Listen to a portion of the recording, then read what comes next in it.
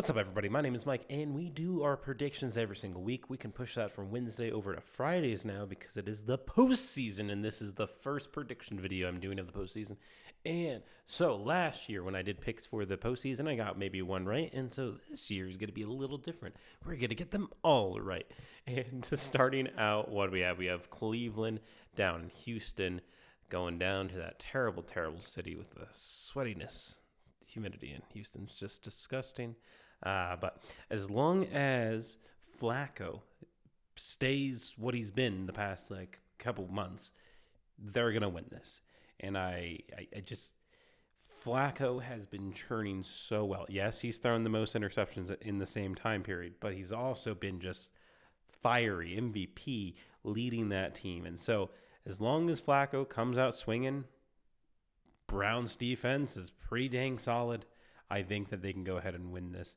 And I think that they have a really good shot at making the Super Bowl. So they got to do this to Houston before they make it there. And so this is the first step for them.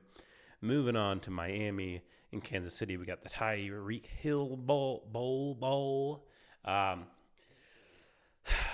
It's such a tough one. Miami's really bad against good teams. And so if they somehow put together a really good string of just plays, drives, and just get some scoring done, Kansas City is not the Kansas City of the past few years. Their wide receivers do not catch balls. If you watch the game, it's sad. Also, what did you think you were going to get by having MVS as one of your main receivers? He drops balls. I used to call him Butterfingers when he used to play for Green Bay. Not the point, guys.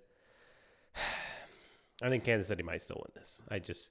If Dolphins don't actually start putting up numbers, it's just rough because I feel like they have such a solid offense, but they just don't play in big games. All right, guys, Future Mike here.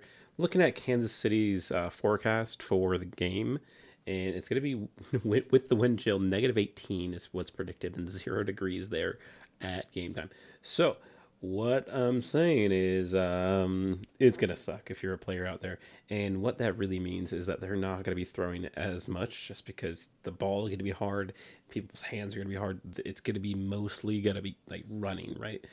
So we're looking at run offense, run defense, and Miami beats out Kansas City with a run offense and run defense. So they're just a better running unit overall. And that may go ahead and change things up this weekend, which is going to be wild. Miami Dolphins coming into 0-degree weather and just running better than Kansas City. But we'll see. I gotta still hold on to the Kansas City Chiefs.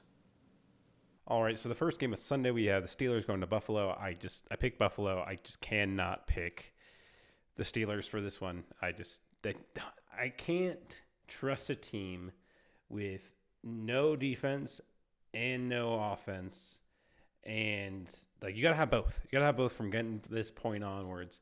And I like their defense. I just don't think the Steelers have a true answer at quarterback. And Mason Rudolph, I think, is this time to shine, meaning that it's his time to fail. And so I got the Steelers losing this game. Buffalo Bills staying strong, going through it.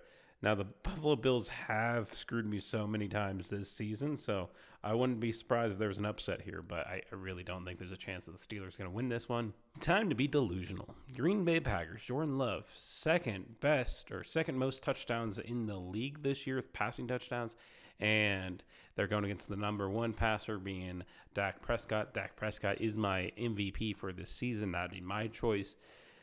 They're going into Dallas, which has a pretty good defense, not the greatest defense, but a pretty good defense and a really good offense, and they're playing at home, which they are undefeated this season. I think that they're almost fully undefeated except for one game at home for the past 2 seasons. So Green Bay going in there, it's going to be a tough game. But Jordan Love has been firing on all cylinders. He has the most touchdowns to interception ratio in the last 7 games. He has been killing it. If they can get him started, I think he can compete with any quarterback out there. And maybe we'll have a 50 to 53 point game going on in Dallas. Because, again, Dallas's corners aren't the best. With Jair Alexander being out for Green Bay, more than likely because of his rolled ankle that he had while doing a team jog this week. There's just ridiculous going on in Green Bay.